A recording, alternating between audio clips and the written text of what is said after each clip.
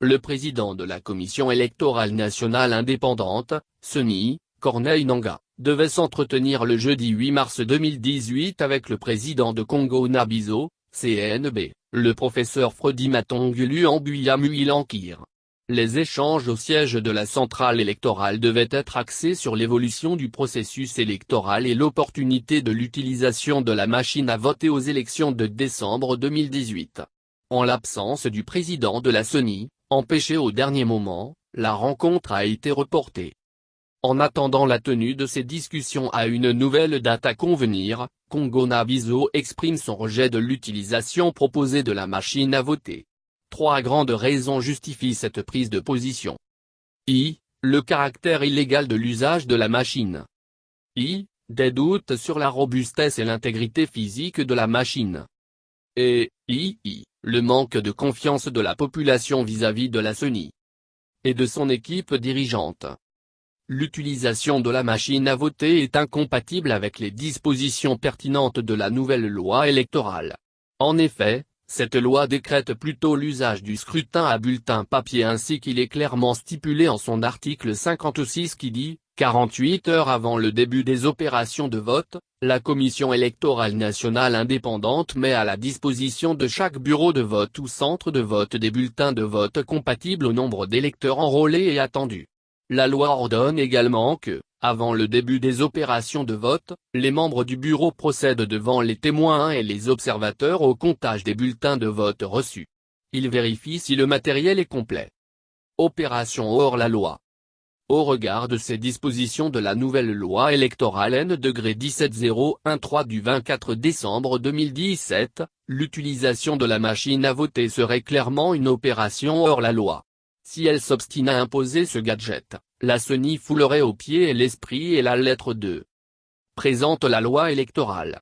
Notre centrale électorale qui ignore superbement la Constitution de la République depuis 2016 sur la question des élections n'en serait, bien évidemment, pas son premier forfait en la matière. Ce que le peuple congolais ne peut accepter. La machine à voter est susceptible de panne, son usage ferait peser des risques de grandes perturbations au scrutin. En effet, la robustesse et l'intégrité physique de la machine ne sont pas garanties. Compte tenu de l'ampleur des opérations de vote pour plus de 45 millions d'électeurs, ces machines étant mises à rude épreuve, tomberont certainement en panne. Il s'ensuivrait l'interruption des opérations de vote. Comment gérer de telles défaillances fatales le jour même du scrutin?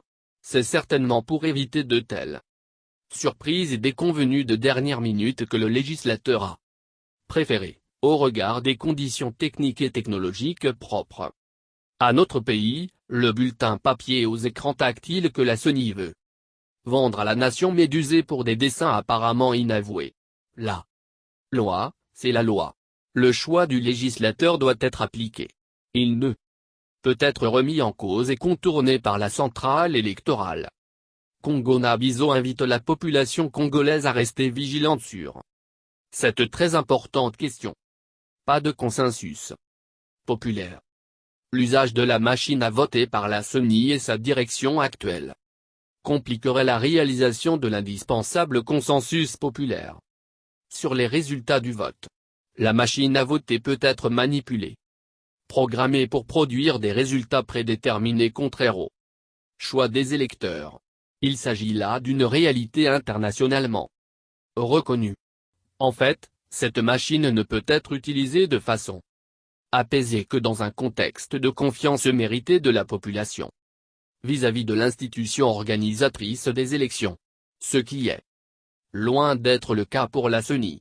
Face à une éventualité théorique bien réelle de fraude électronique généralisée, rien ne peut justifier le recours illégal à la machine à voter en RDC. D'autant plus qu'en matière de confiance dans notre pays, la CENI n'est pas la Sanco. Loin de là. Il faut à tout prix éviter des contestations massives du résultat des scrutins à venir.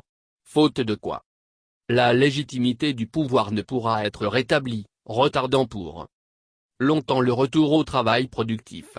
Nous ne pouvons nous permettre de faire perpétuer d'aussi sombres perspectives politiques et économiques pour la RDC.